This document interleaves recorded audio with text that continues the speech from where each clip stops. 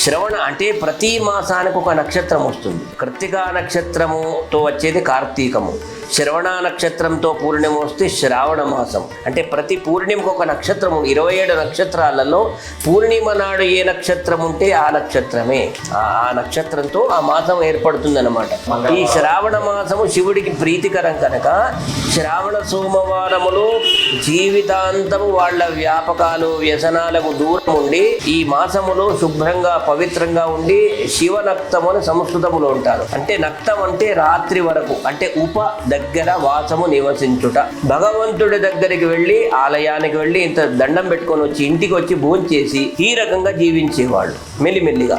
అంటే ఉపవాసం చేసి శివ పూజ, శివ దర్శనం, ఇంకా అవకాశం ఉంటే శక్తి సామర్థ్యాలుంటే పుణ్యక్షేత్రాలు, ఇంకా అవకాశం ఉంటే గంగా స్నానాలు. ఏమైనా లోపదోషాలు నా ఇంట్లో జరిగినాయో ఏమో, ఒకసారి గంగకు వెళ్ళొస్తామండి, ఇంట్లో అటు ఇటు తిరిగి వస్తుంటాం కదా, ఒకసారి పవిత్రం అని. రెండవది ఏదైనా క్షేత్రం పోయేద్దాం, ఈ శ్రావణ మాసంలో అన్నిటికీ దూరంగా ఉందాం, శ్రావణ మాసములోనైనా సంభవించుకుంటే జీవన విధానం మారుతుందో ఏమో మా కుటుంబం. ఏదైనా ఎంత తెచ్చినా ఎంత పెట్టినా సంతృప్తి అని మిగలటం లేదు.